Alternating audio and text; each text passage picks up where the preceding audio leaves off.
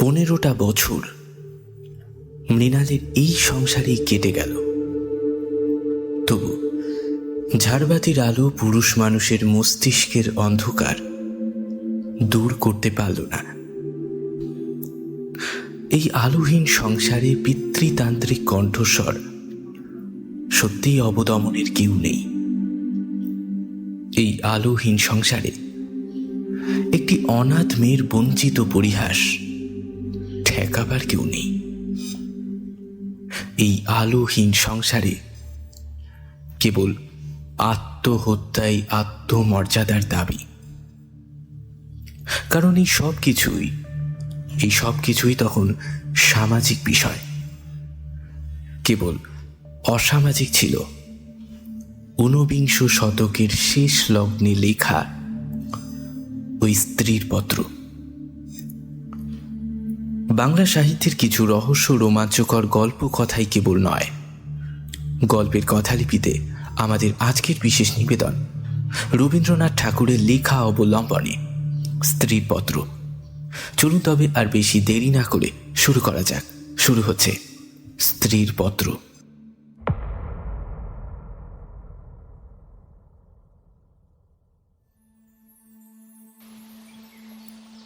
শ্রীচরণ কমলেশু, আজ 15 বছর আমাদের বিবাহ হয়েছে। আজ পর্যন্ত তোমাকে চিঠি লিখিনি, চিরদিন কাছেই পড়ে আছি। মুখের কথা অনেক শুনেছ, আমিও শুনেছি। চিঠি লিখবার মতো ফাঁকটুকু পাওয়া যায়নি। আজ আমি এসেছি তীর্থ করতে, শ্রীক্ষেত্রে। তুমি আছো তোমার আপিসের কাজে। শামুকের সঙ্গে খোলসের যে সম্বন্ধ, কলকাতার সঙ্গে তোমার তাই। সে তোমার দেহ মনের সঙ্গে একেবারে এঁটে গিয়েছে। তাই তুমি আপিসে ছুটির দরখাস্ত করলে না। বিধাতার তাই অভিপ্রায় ছিল, তিনি আমার ছুটির দরখাস্ত মঞ্জুর করেছেন। আমি তোমাদের মেজ বউ। আজ 15 বছরের পরে এই সমুদ্রের ধারে দাঁড়িয়ে জানতে পেরেছি জগৎ এবং জগদীশ্বরের সঙ্গে আমার অন্য সম্বন্ধও আছে। তাই আজ সাহস করে এই চিঠিখানি লিখছি। এ তোমাদের মেজ বউয়ের চিঠি নয়। তোমাদের সঙ্গে আমার সম্বন্ধ কপালে যিনি লিখেছিলেন, তিনি ছাড়া যখন সেই সম্ভাবনার কথা আর কেউ জানত না, সেই শিশু বয়সে আমি আর আমার ভাই একই সঙ্গে সান্নিপাতিক জ্বরে পড়ি। আমার ভাইটি মারা গেল, আমি বেঁচে উঠলুম। পাড়ার সব মেয়েরাই বলতে লাগলো, মৃণাল মেয়ে কিনা তাই বাঁচলো, বেটা ছেলে হলে কি আর রক্ষা পেত? চুরি বিদ্যাতে জম পাকা, দামি জিনিসের পরে তার লোভ। আমার মরণ নেই, এই কথাটাই ভালো করে বুঝিয়ে বলবার জন্যে এই চিঠিখানি লিখতে বসেছি। যেদিন তোমাদের দূরসম্পর্কের মামা তোমার বন্ধু নীরদকে নিয়ে কোণে দেখতে এলেন, তখন আমার বয়স 12। দুর্গম পাড়া গায়ে আমাদের বাড়ি। সেখানে দিনের বেলা শেয়াল ডাকে। স্টেশন থেকে 7 ক্রোশ স্যাকরা গাড়িতে এসে বাকি 3 মাইল কাঁচা রাস্তায় পালকি করে তবে আমাদের গায়ে পৌঁছানো যায়। সেদিন তোমাদের কি হয়রানি! তার উপরে আমাদের বাঙাল দেশের রান্না। সেই রান্নার প্রহসন আজও মামা ভোলেননি। তোমাদের বড় বউয়ের রূপের অভাব মেজ বউকে দিয়ে পূরণ করবার জন্যে তোমার মায়ের একান্ত জেদ ছিল। নইলে এত কষ্ট করে আমাদের সে গায়ে তোমরা যাবে কেন? বাংলাদেশে পিলে যকৃত অম্লসুর, এবং কোণের জন্য তো কাউকে খোঁজ করতে হয় না। তারা আপনি এসে চেপে ধরে, কিছুতেই ছাড়তে চায় না। বাবার বুক দূর দূর করতে লাগলো। মা দুর্গা নাম জপ করতে লাগলেন। শহরের দেবতাকে পাড়া গাঁয়ের পূজারী কি দিয়ে সন্তুষ্ট করবে? মেয়ের রূপের ওপর যা ভরসা, কিন্তু সেই রূপের গুমর তো মেয়ের মধ্যে নেই। যে ব্যক্তি দেখতে এসেছে সে তাকে যে দামই দেবে সেই তার দাম। তাই তো হাজার রূপে গুণেও মেয়ে মানুষের সংকোচ কিছুতেই ঘুচে না। সমস্ত বাড়ির, এমনকি সমস্ত পাড়ার সেই আতঙ্ক আমার বুকের মধ্যে পাথরের মতো চেপে বসল।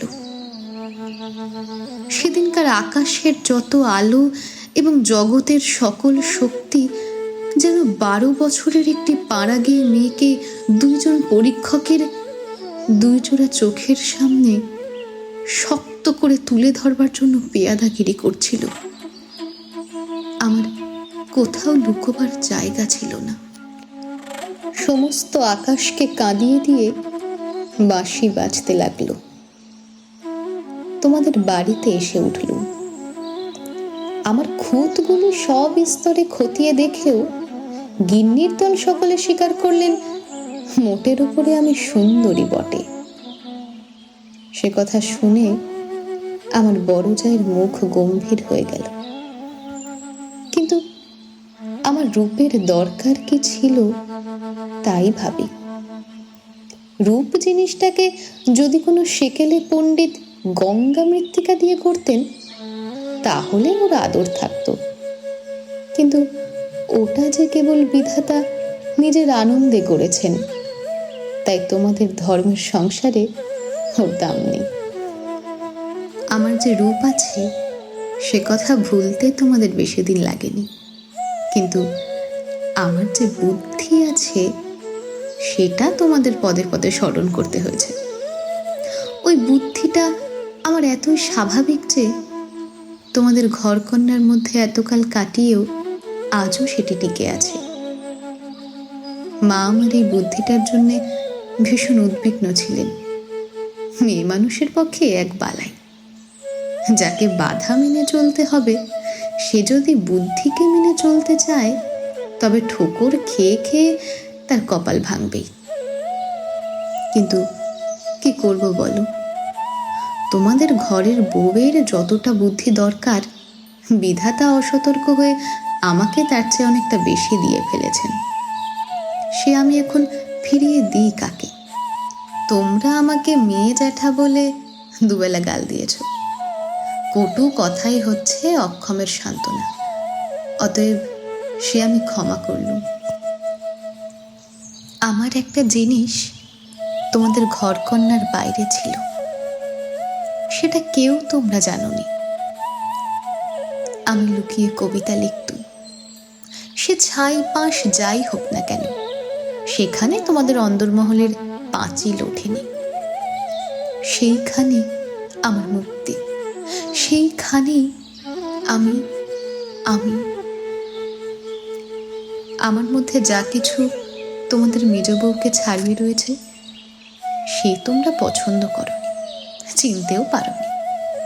আমি যে কবি সেই 15 বছরেও তোমাদের কাছে ধরা পড়েনি।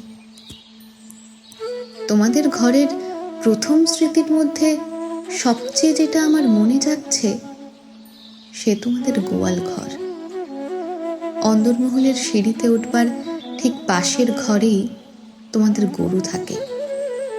সামনের উঠোনটুকু ছাড়া তাদের আর নড়বার জায়গা নেই। সেই উঠোনের কোণে তাদের জাপনা দেবার কাঠের গামলা।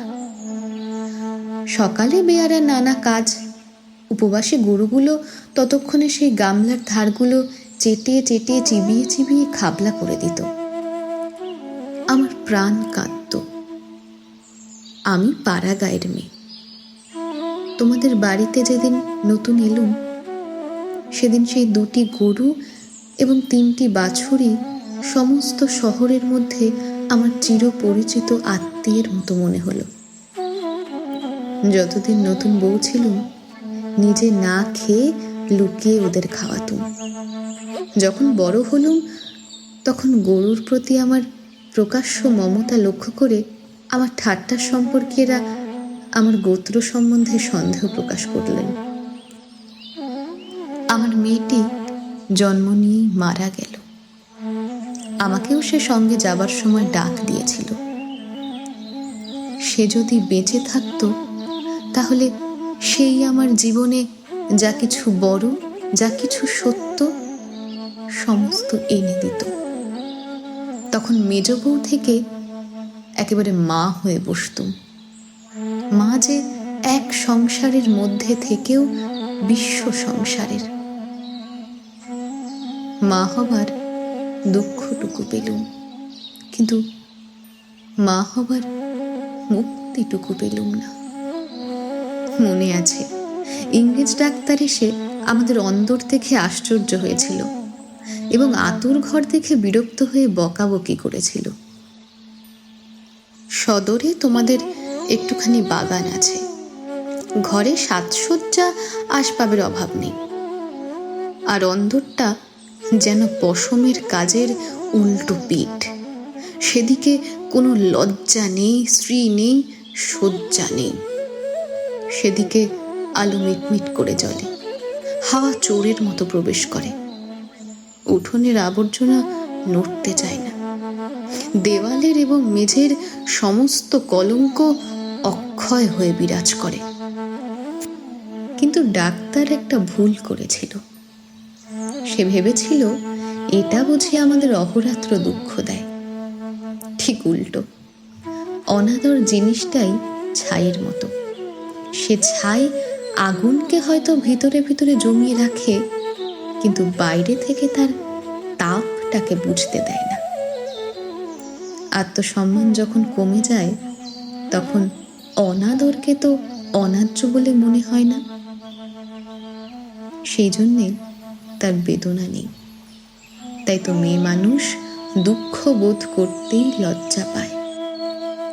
আমি তাই বলি, মেয়ে মানুষকে দুঃখ পেতেই হবে, এইটে যদি তোমাদের ব্যবস্থা হয় তাহলে যত দূর সম্ভব তাকে অনাদরে রেখে দেওয়াই ভালো।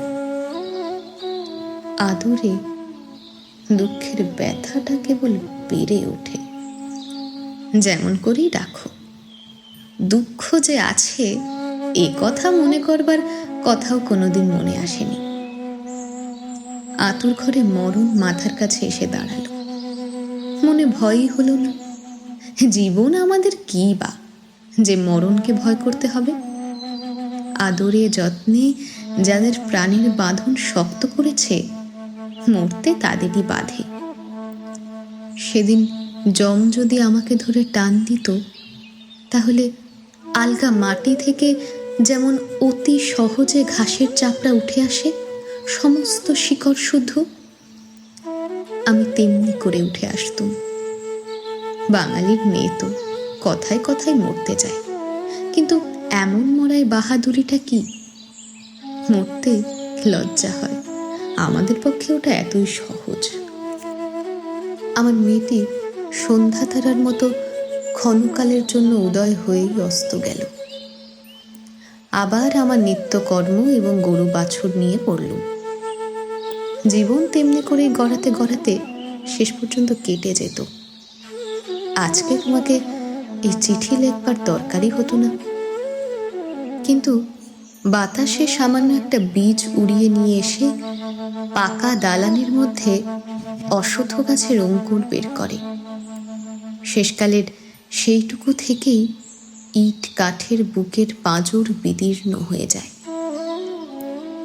আমার সংসারের পাকা বন্দোবস্তের মাঝখানে ছোট একটুখানি জীবনের কণা কোথা থেকে উড়ে এসে পড়ল, আর তারপর থেকেই ফাটল শুরু হলো। বিধবা মার মৃত্যুর পরে আমার বড় জায়ের বোন বিন্দু তার খুড়তুতো ভাইদের অত্যাচারে আমাদের বাড়িতে তার দিদির কাছে এসে যেদিন আশ্রয় নিলে, তোমরা সেদিন ভাবলে এ আবার কোথাকার আপদ।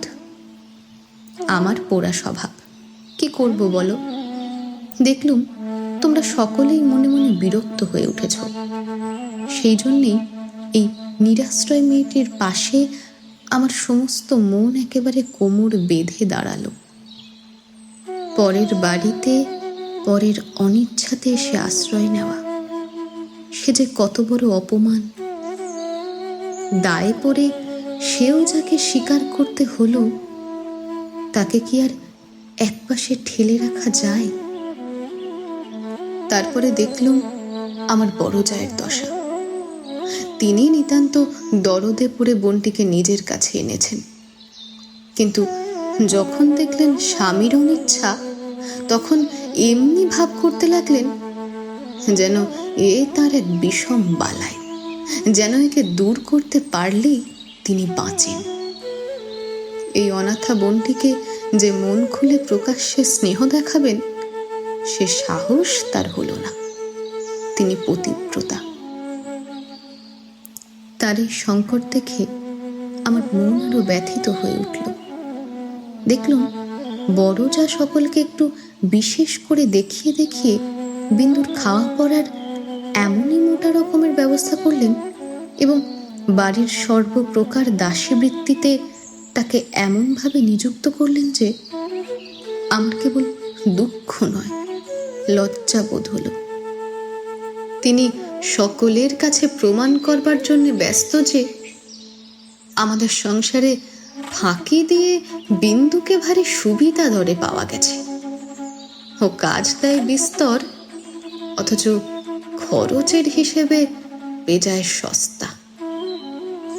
আমাদের বড় জায়ের বাপের বংশে কুল ছাড়া আর বড় কিছু ছিল না, রূপও না, টাকাও না। আমার শ্বশুরের হাতে পায়ে ধরে কেমন করে তোমাদের ঘরে তার বিবাহ হলো, সে তো সমস্তই জানো। তিনি নিজের বিবাহটাকে বংশের প্রতি বিষম এক অপরাধ বলেই চিরকাল মনে জেনেছেন। সেজন্যে সকল বিষয়েই নিজেকে যত দূর সম্ভব সংকুচিত করে তোমাদের ঘরে তিনি অতি অল্প জায়গা জুড়ে থাকেন। কিন্তু তার এই সাধু দৃষ্টান্তে আমার বড় মুশকিল হয়েছে। আমি সকল দিকে নিজেকে অত অসম্ভব খাটো করতে পারিনি। আমি যেটাকে ভালো বলে বুঝি, অন্য কারো খাতিরে সেটাকে মন্দ বলে মেনে নেওয়া আমার কর্ম নয়। তুমিও তার অনেক প্রমাণ পেয়েছ। বিন্দুকে আমি আমার ঘরে টেনে নিলুম। দিদি বললেন, মেজ বউ গরিবের ঘরের মেয়ের মাথাটি খেতে বসলেন। আমি যেন বিষম এক বিপদ ঘটালুম, এমনি ভাবে তিনি সকলের কাছে নালিশ করে বেড়ালেন। কিন্তু আমি নিশ্চয়ই জানি তিনি মনে মনে বেঁচে গেলেন। এখন দোষের বোঝা আমার ওপরেই পড়ল। তিনি বোনকে নিজে যে স্নেহ দেখাতে পারতেন না, আমাকে দিয়ে সেই স্নেহটুকু করিয়ে নিয়ে তার মনটা হালকা হলো।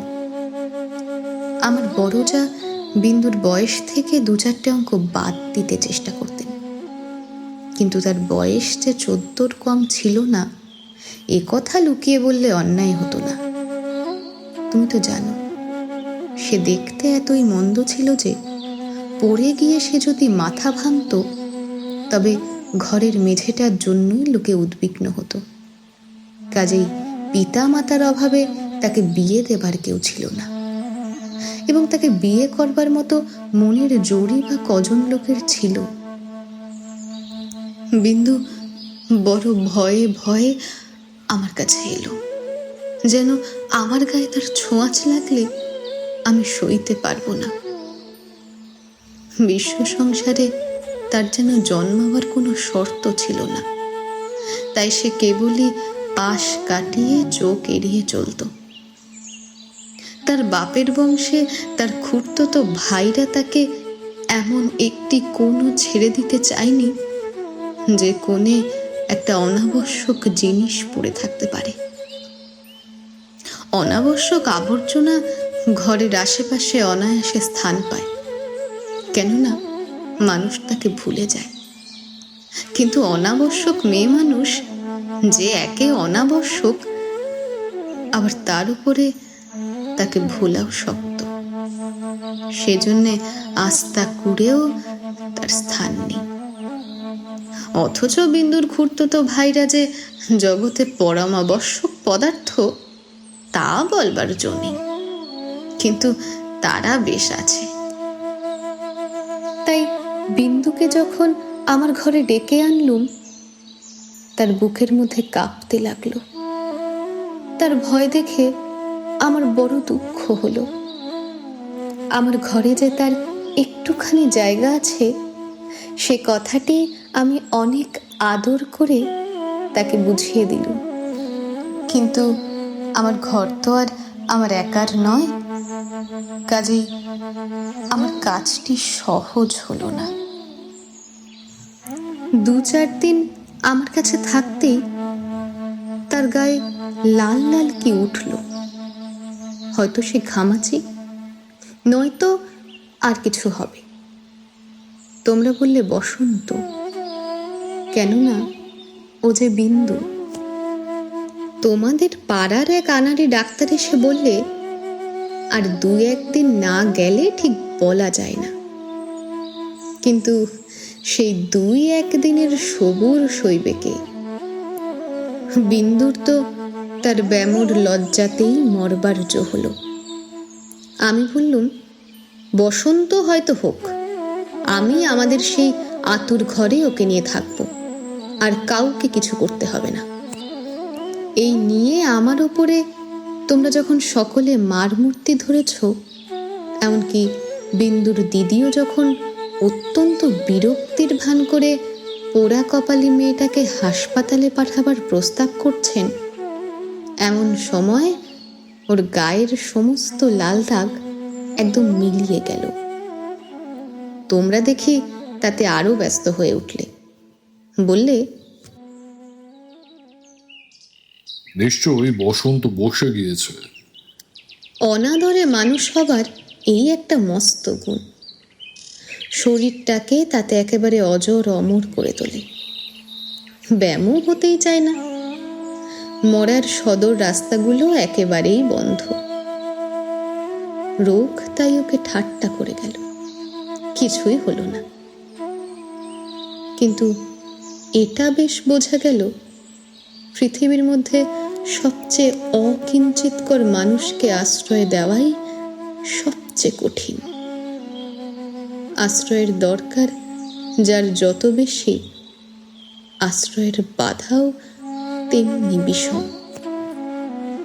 আমার সম্বন্ধে বিন্দুর ভয় যখন ভাঙল, তখন ওকে আরেক গেরোয় ধরল। আমাকে এমনি ভালোবাসতে শুরু করলে যে আমাকে ভয় ধরিয়ে দিলে। ভালোবাসার এরকম মূর্তি সংসারে তো আগে কোনোদিন দেখিনি। বইতে পড়েছি বটে, সেও মেয়ে পুরুষের মধ্যে। আমার যে রূপ ছিল, সে কথা আমার মনে করবার কোনো কারণ বহুকাল ঘটেনি। এতদিন পরে সেই রূপটি নিয়ে পড়ল এই কুশ্রী মেয়েটি। আমার মুখ দেখে তার চোখের আশ আর মিটত না। বলতো, দিদি, তোমার এই মুখখানে আমি ছাড়া আর কেউ দেখতে পাইনি। যেদিন আমি নিজের চুল নিজে বাঁধতুম, সেদিন তার ভারী অভিমান। আমার চুলের বোঝা 2 হাত দিয়ে নাড়তে চাড়তে তার ভারী ভালো লাগতো।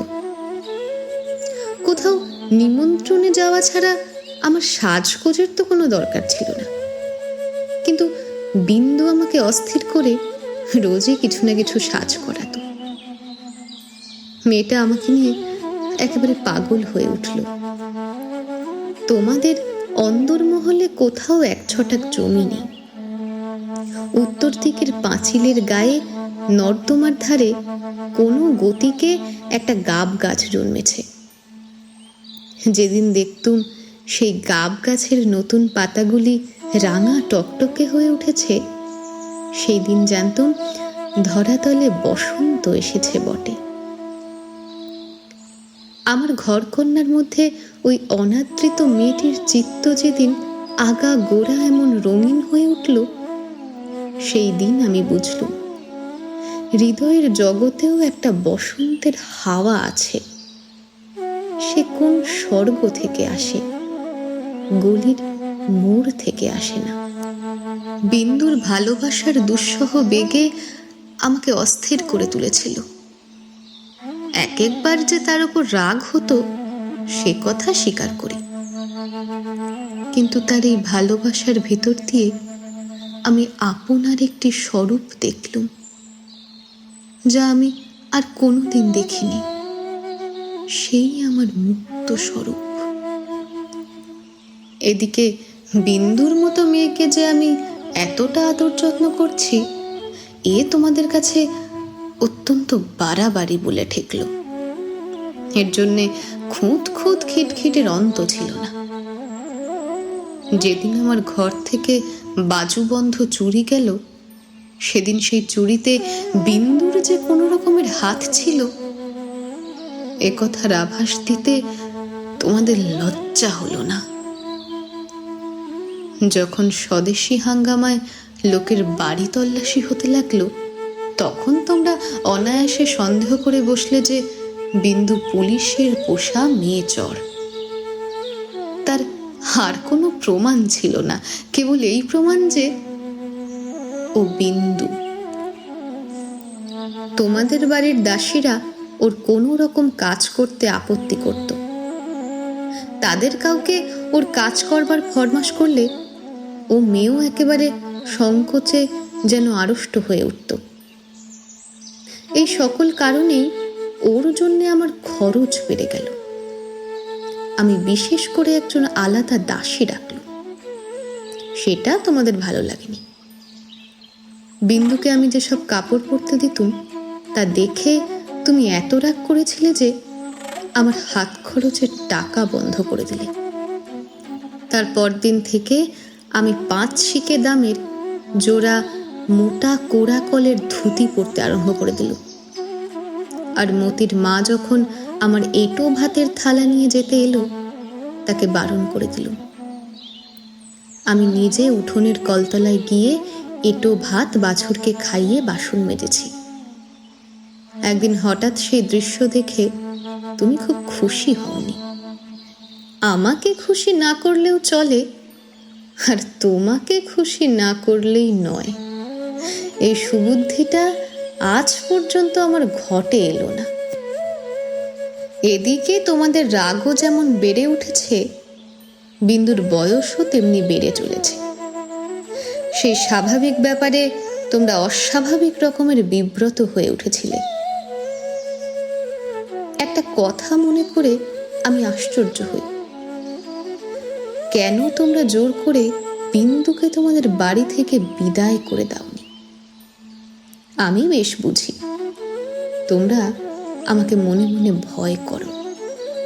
বিধাতা যে আমাকে বুদ্ধি দিয়েছিলেন, ভিতরে ভিতরে তার খাতির না করে তোমরা বাঁচো না। অবশেষে বিন্দুকে নিজের শক্তিতে বিদায় করতে না পেরে তোমরা প্রজাপতি দেবতার শরণাপন্ন হলে। বিন্দুর বর ঠিক হলো। বড় যা বললেন, বাঁচলুম, মা কালী আমাদের বংশের মুখ রক্ষা করলেন। বর কেমন তা জানি না, তোমাদের কাছে শুনলুম সকল বিষয়েই ভালো। বিন্দু আমার পা জড়িয়ে ধরে কাঁদতে লাগলো, বললে, দিদি, আমার আবার বিয়ে করা কেন? আমি তাকে অনেক বুঝিয়ে বললুম, বিন্দু তুই ভয় করিস নে, শুনেছি তোর বর ভালো। বিন্দু বললে, বর যদি ভালো হয় আমার কি আছে যে আমাকে তার পছন্দ হবে? বরপক্ষেরা তো বিন্দুকে দেখতে আসবার নামও করলে না। বড় দিদি তাতে বড় নিশ্চিন্ত হলেন। কিন্তু দিন রাত্রে বিন্দুর কান্না আর থামতে চায় না। সে যে তার কি কষ্ট সে আমি জানি। বিন্দুর জন্যে আমি সংসারে অনেক লড়াই করেছি, কিন্তু ওর বিবাহ বন্ধ হোক এ কথা বলবার সাহস আমার ছিল না। কিসের জোরেই বা বলবো? আমি যদি মারা যাই তবে ওর কি দশা হবে? একে তো মেয়ে, তার উপর কালো মেয়ে। কার ঘরে চলল ওর যে কি দশা হবে সে কথা না ভাবাই ভালো। ভাবতে গেলে আমার প্রাণ কেঁপে ওঠে। বিন্দু বললে, দিদি, বিয়ের আর 5 দিন আছে, এর মধ্যে আমার মরণ হবে নাকি? আমি তাকে খুব ধমকে দিলুম, কিন্তু অন্তর্যামী জানেন যদি কোনো সহজ উপায়ে বিন্দুর মৃত্যু হতে পারত তাহলে আমি আরাম বোধ করতুম। বিবাহের আগের দিন বিন্দু তার দিদিকে গিয়ে বললে, দিদি, আমি তোমাদের গোয়াল ঘরে পড়ে থাকবো, আমাকে যা বলবে তাই করব। তোমার পায়ে পড়ি, আমাকে আমাকে এমন করে ফেলে দিও না। কিছুকাল থেকে লুকিয়ে লুকিয়ে দিদির চোখের জল পড়ছিল, সেদিনও পড়ল। কিন্তু শুধু হৃদয় তো নয়, শাস্ত্রও আছে। তিনি বললেন, জানিস তো বিন্দি, পতি হচ্ছে স্ত্রীলোকের গতি মুক্তি সব।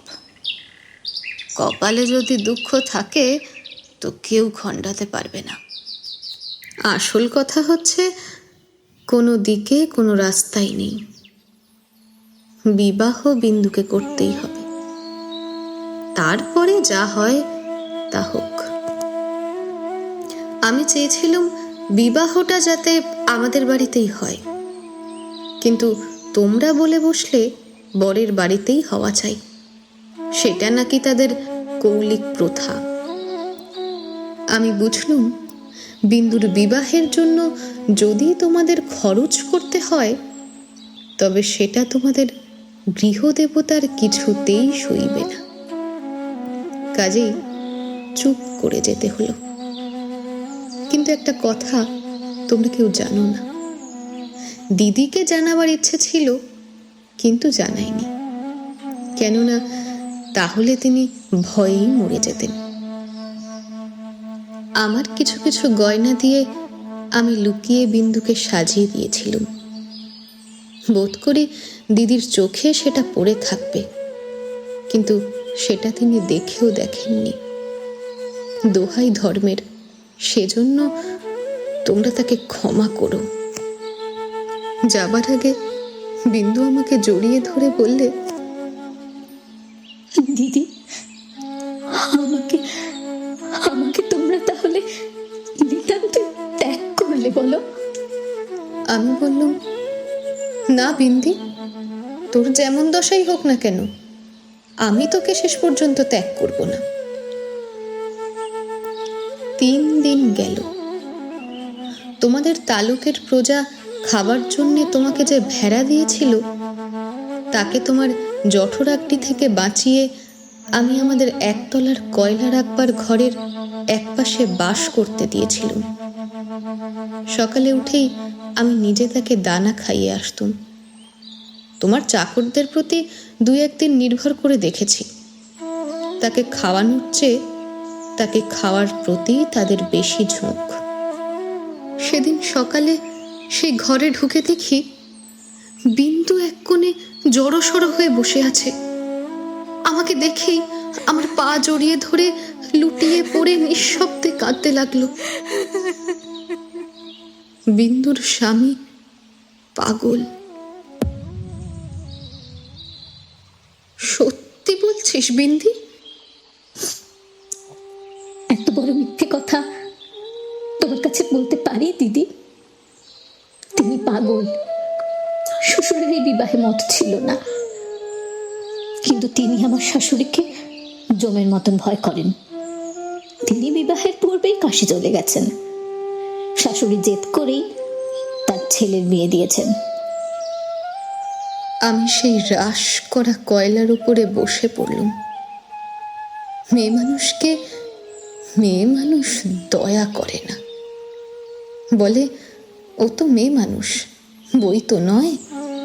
ছেলে হোক না পাগল, সে তো পুরুষ বটে। বিন্দুর স্বামীকে হঠাৎ পাগল বলে বোঝা যায় না, কিন্তু এক একদিন সে এমন উন্মাদ হয়ে ওঠে যে তাকে ঘরে তালা বন্ধ করে রাখতে হয়।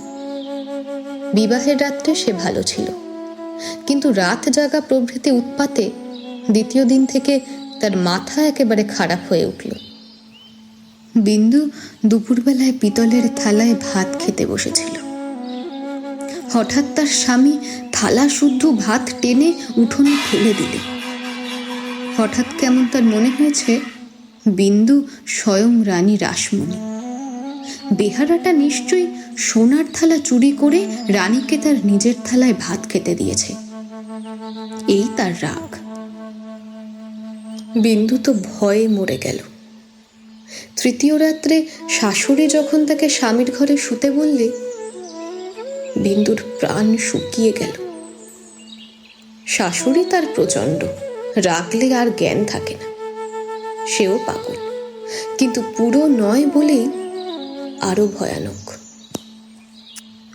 বিন্দুকে ঘরে ঢুকতে হলো। স্বামী সে রাত্রে ঠান্ডা ছিল, কিন্তু ভয়ে বিন্দুর শরীর যেন কাঠ হয়ে গেল। স্বামী যখন ঘুমিয়েছে অনেক রাত্রে, তখন যে সে কত কৌশলে পালিয়ে চলে এসেছে তার বিস্তারিত বিবরণ লেখবার দরকার নেই। ঘৃণায় রাগে আমার সকল শরীর চলতে লাগলো। আমি বললুম, এমন ফাঁকির বিয়েই নয়। বিন্দু, তুই যেমন ছিলি আমার কাছে তেমনি থাক, দেখি তোকে কে নিয়ে যেতে পারে। তোমরা বললে বিন্দু মিথ্যে কথা বলছে। ও কখনো মিথ্যে বলেনি। মিথ্যে বলেনি? তা কেমন করে জানলে? আমি নিশ্চয়ই জানি। বিন্দু শ্বশুর বাড়ির লোকেরা যদি পুলিশ কেস করে তাহলে কিন্তু মুশকিলে পড়তে হবে। ফাঁকি দিয়ে পাগল বরের সঙ্গে ওর বিয়ে দিয়েছ, এ কথা কি আদালত শুনবে না? তবে কি এই নিয়ে আদালত করতে হবে নাকি? কেন, আমাদের দায় কিসের? আমি নিজের গয়না বেচে যা করতে পারি করব। উকিল বাড়ি ছুটবে নাকি? এ কথার জবাব নেই। কপালে করাঘাত করতে পারি, তার বেশি আর কি করব। ওদিকে বিন্দুর শ্বশুর বাড়ি থেকে ওর ভাসুর এসে বাইরে বিষম গোল বাঁধিয়েছে। সে বলছে সে থানায় খবর দেবে। এই বলে মনে করলুম বিন্দুকে এই বেলা আমার শোবার ঘরে এনে তাকে নিয়ে তালা বন্ধ করে বসে থাকি। খোঁজ করে দেখি বিন্দু নেই। তোমাদের সঙ্গে আমার বাদ প্রতিবাদ যখন চলছিল, তখন বিন্দু আপনি বাইরে গিয়ে তার ভাসুরের কাছে ধরা দিয়েছে। সে বুঝেছে এ বাড়িতে যদি সে থাকে তবে আমাকে সে বিষম বিপদে ফেলবে। মাঝখানে পালিয়ে এসে বিন্দু আপন দুঃখ আরো বাড়ালে। তার শাশুড়ির তর্ক এই যে তার ছেলে তো আর তাকে খেয়ে ফেলছিল না। মন্দ স্বামীর দৃষ্টান্ত সংসারে দুর্লভ নয়, তাদের সঙ্গে তুলনা করলে তার ছেলে যে সোনার চাঁদ। আমার বড় যা বললেন, ওর পোড়া কপাল, তা নিয়ে দুঃখ করে কি করব?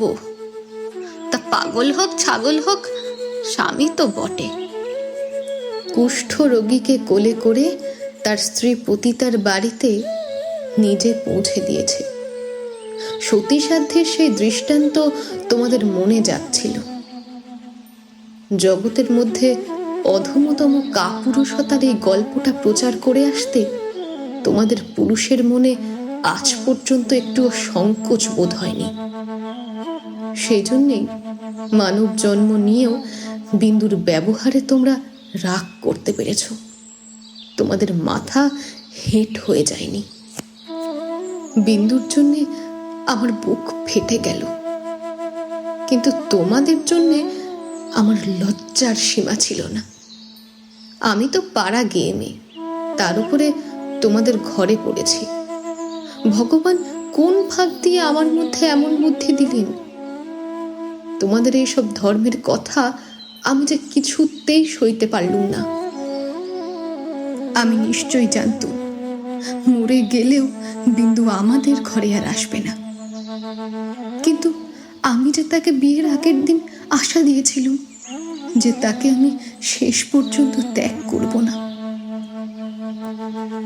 আমার ছোট ভাই শরৎ কলকাতায় কলেজে পড়ছিল। তোমরা তো জানোই, যত রকমের ভলেন্টিয়ারি করা, প্লেগের পাড়ার ইঁদুর মারা, দামোদরের বন্যায় ছোটা, এতেই তার এত উৎসাহ যে উপরে উপরে দুবার সে এফএ পরীক্ষায় ফেল করেও কিছুমাত্র দমে যায়নি। আমি তাকে ডেকে বললুম,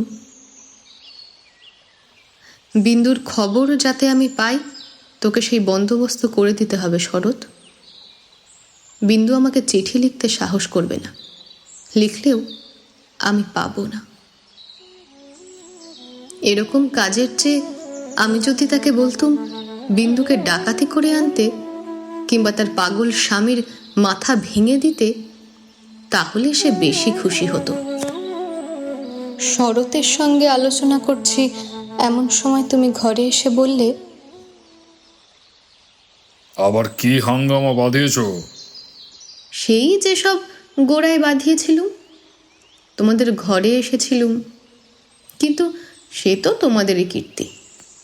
বিন্দুকে আবার এনে কোথাও লুকিয়ে রেখেছ? বিন্দু যদি আসতো তাহলে নিশ্চয়ই তাকে এনে লুকিয়ে রাখতুম, কিন্তু সে আসবে না। তোমাদের ভয় নেই।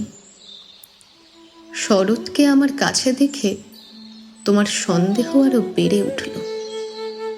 আমি জানতুম শরৎ আমাদের বাড়িতে যাতায়াত করুক, এ তোমরা কিছুতেই পছন্দ করতে না। তোমাদের ভয় ছিল ওর পরে পুলিশের দৃষ্টি আছে। কোন দিন ও কোন রাজনৈতিক মামলায় পড়বে তখন তোমাদের শুদ্ধ জড়িয়ে ফেলবে। সেই জন্যে আমি ওকে ভাই ফোঁটা পর্যন্ত লোক দিয়ে পাঠিয়ে দিতুম, ঘরে ডাকতুম না। তোমার কাছে শুনলুম বিন্দু আবার পালিয়েছে। তোমাদের বাড়িতে তাই তার ভাসুর খোঁজ করতে এসেছে। শুনে আমার বুকের মধ্যে শেল বিঁধল।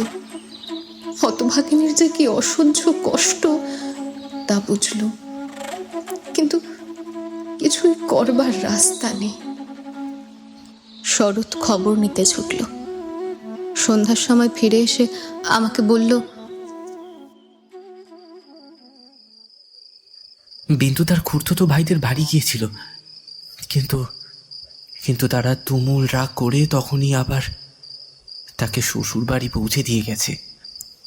এর জন্য তাদের খেসারত, গাড়ি ভাড়া, দণ্ড যা ঘটেছে তার ঝাঁজ এখনো তাদের মন থেকে মরেনি।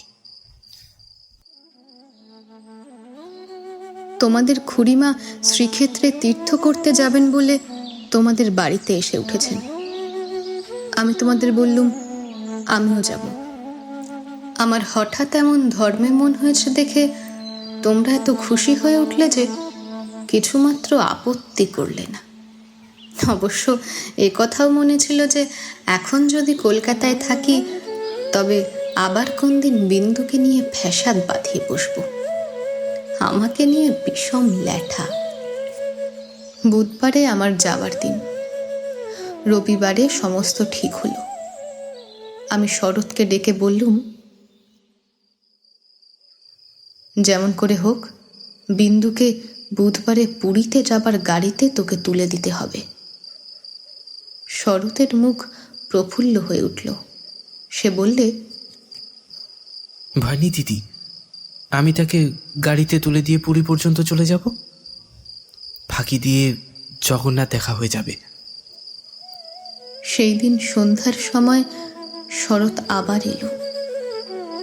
তার মুখ দেখে আমার বুক দমে গেল। আমি বললুম, কি শরৎ, সুবিধা হলো না বুঝি? না দিদি, রাজি করাতে পারলি না? আর দরকারও নেই। কাল রাত্রিরে এসে সে কাপড়ে আগুন ধরিয়ে আত্মহত্যা করে মরেছে। বাড়ির যে ভাইপোটার সঙ্গে ভাব করে নিয়েছিল, তার কাছে খবর পেলুম তোমার নামে সে একটা চিঠি রেখে গিয়েছিল, কিন্তু সেই চিঠি ওরা নষ্ট করেছে। যাক, শান্তি হলো। দেশ শুদ্ধ লোক চটে উঠল, বলতে লাগলো, মেয়েদের কাপড়ে আগুন লাগিয়ে মরা একটা ফ্যাশন হয়েছে। তোমরা বললে এ সমস্ত নাটক করা। তা হবে, কিন্তু নাটকের তামাশাটা কেবল বাঙালি মেয়েদের শাড়ির উপর দিয়েই হয় কেন? আর বাঙালি বীর পুরুষদের কোঁচার উপর দিয়ে হয় না কেন? সেটাও তো ভেবে দেখা উচিত। বিন্দিটার এমনি পোড়া কপাল বটে, যতদিন বেঁচে ছিল রূপে গুণে কোনো যশ পায়নি। মরবার বেলায়ও যে একটু ভেবে চিনতে এমন একটা নতুন উপায়ে মরবে যাতে দেশের পুরুষরা খুশি হয়ে হাততালি দেবে, তাও তার ঘটে এলো না। মরেও কিনা লোককে চটিয়ে দিলে। আমি তীর্থে এসেছি, বিন্দুর আর আসবার দরকার হলো না, কিন্তু আমার দরকার ছিল। দুঃখ বলতে লোকে যা বোঝে তোমাদের সংসারে, তা আমার ছিল না। তোমাদের ঘরে খাওয়া পড়া অসচ্ছল নয়। তোমার দাদার চরিত্র যেমনই হোক, তোমার চরিত্রে এমন কোনো দোষ নেই যাতে বিধাতাকে মন্দ বলতে পারি। যদি বা তোমার স্বভাব তোমার দাদার মতোই হতো, তাহলেও হয়তো মোটের ওপর আমার এমনি ভাবেই দিন চলে যেত, এবং আমার সতীসাধ্যী বড়জয়ের মতো পতি দেবতাকে দোষ না দিয়ে বিশ্ব দেবতাকেই দোষ দেওয়ার চেষ্টা করতুম। অতএব তোমাদের নামে কোনো নালিশ আমি উত্থাপন করতে চাইনি। আমার চিঠি সেজন্যে নয়, কিন্তু আমি আর তোমাদের সেই 27 নম্বর মাখন বড়ালের গলিতে ফিরব না। আমি বিন্দুকে দেখেছি। সংসারের মধ্যে মেয়ে মানুষের পরিচয়টা যে কি, তা আমি পেয়েছি। আর আমার দরকার নেই। তারপরে এও দেখেছি, ও মেয়ে বটে, তবু ভগবান ওকে ত্যাগ করেননি। ওর ওপরে তোমাদের যত জোরই থাক না কেন, সে জোরের অন্ত আছে। ও আপনার হতভাগ্য মানব জন্মের চেয়ে বড়। তোমরাই যে আপন ইচ্ছে মতো আপন দস্তুর দিয়ে ওর জীবনটাকে চিরকাল পায়ের তলায় চেপে রেখে দেবে, তোমাদের পা এত লম্বা নয়। মৃত্যু তোমাদের চেয়েও বড়। সেই মৃত্যুর মধ্যেই সে মহান। সেখানে বিন্দু কেবল বাঙালি ঘরের মেয়ে নয়, কেবল খুড়তুতো ভাইয়ের বোন নয়, কেবল অপরিচিত পাগল স্বামীর প্রবঞ্চিত স্ত্রী নয়, সেইখানেই সে অনন্ত। সেই মৃত্যুর বাঁশি এই বালিকার ভাঙা হৃদয়ের মধ্যে দিয়ে আমার জীবনের যমুনা পারে যেদিন বাজল, সেদিন প্রথমটা আমার বুকের মধ্যে যেন বান বিঁধল। বিধাতাকে জিজ্ঞাসা করলুম, জগতের মধ্যে যা কিছু সবচেয়ে তুচ্ছ, তাই সবচেয়ে কঠিন কেন? এই গলির মধ্যেকার চারিদিকে প্রাচীর তোলা নিরানন্দের অতি সামান্য বুদবুদটা এমন ভয়ঙ্কর বাধা কেন? তোমার বিশ্বজগৎ তার 6 ঋতুর সুধাপাত্র হাতে করে যেমন করেই ডাক দিক না, এক মুহূর্তের জন্যে কেন আমি এই অন্দরমহলের এইটুকু মাত্র চৌকাঠ পেরোতে পারি নে?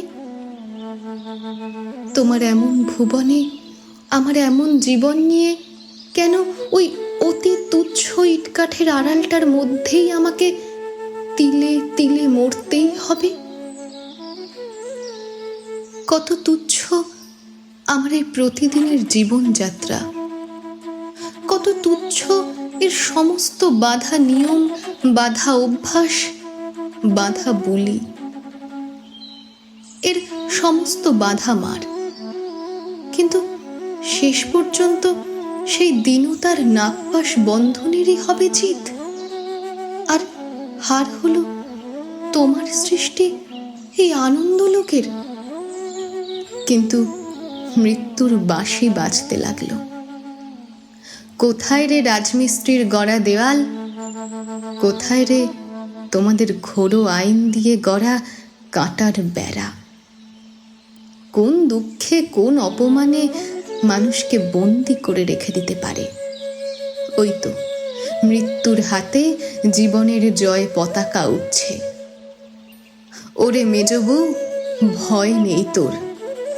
তোর মেজ বউয়ের খোলস ছিন্ন হতে এক নিমেষও লাগে না। তোমাদের অভ্যাসের অন্ধকারে আমাকে ঢেকে রেখে দিয়েছিলে। ক্ষণকালের জন্য বিন্দু এসে সেই আবরণের ছিদ্র দিয়ে আমাকে দেখে নিয়েছিল। সেই মেয়েটাই তার আপনার মৃত্যু দিয়ে আমার আবরণখানা আগা গোড়া ছিন্ন করে দিয়ে গেলে। আজ বাইরে এসে দেখি আমার গৌরব রাখবার আর জায়গা নেই। আমার এই অনাদৃত রূপ যার চোখে ভালো লেগেছে, সেই সুন্দর সমস্ত আকাশ দিয়ে আমাকে চেয়ে দেখছেন। এইবার মরেছে মেজ বউ। তুমি ভাবছো আমি মরতে যাচ্ছি? ভয় নেই, অমন পুরনো ঠাট্টা তোমাদের সঙ্গে আমি করব না। মীরাবাইও তো আমারই মতো মেয়ে মানুষ ছিল, তার শিকলও তো কম ভারী ছিল না। তাকে তো বাঁচবার জন্য মরতে হয়নি। মীরাবাই তার গানে বলেছিল, ছাড়ুক বাপ, ছাড়ুক মা, ছাড়ুক যে যেখানে আছে। মীরা কিন্তু লেগেই রইল প্রভু, তাতে তার যা হবার তা হোক। এই লেগে থাকাই তো বেঁচে থাকা। আমিও বাঁচব, আমি বাঁচলুম। এতে তোমাদের চরণতলাশ্রয় চিহ্ন মৃণাল।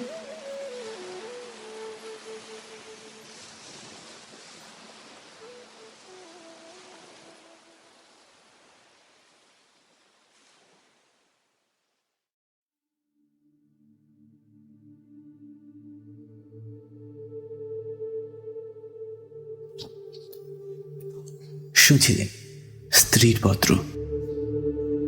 আমাদের আজকের গল্পের মুখ্য গল্পকথক অর্থাৎ মৃণালের চরিত্র এবং তার পাশাপাশি বিন্দুর দিদির ভূমিকায় অমৃতা, মেজবু ওরফে মৃণালের স্বামীর কণ্ঠে রোহন, বিন্দুর ভূমিকায় নিবেদিতা, অন্যান্য পার্শ্ব চরিত্রে শিবম এবং কণা চক্রবর্তী, সবশেষে গল্পের সূত্রধার এবং শরতের ভূমিকায় আমি অনিক।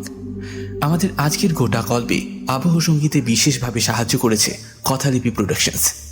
আমাদের টেকনিক্যাল হেড রাজীব। আমাদের আজকের নিবেদন যদি আপনাদের ভালো লেগে থাকে তাহলে লাইক, কমেন্টস এবং শেয়ার করতে ভুলবেন না। দিনের শেষে চ্যানেলটিকে অতি অবশ্যই সাবস্ক্রাইব করে বেল আইকনটি প্রেস করে নিন, যাতে আমাদের নিবেদন সরাসরি পৌঁছে যেতে পারে আপনাদের কাছে। এখন আমরা শুধু ইউটিউবেই নই, রয়েছি স্পটিফাইতেও, তাই ইউটিউবের পাশাপাশি স্পটিফাইতেও ফলো করতে ভুলবেন না।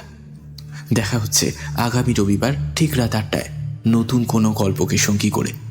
ততক্ষণ পর্যন্ত সুস্থ থাকুন এবং গল্পের কথালিপিকে অফুরান ভালোবাসা দিন।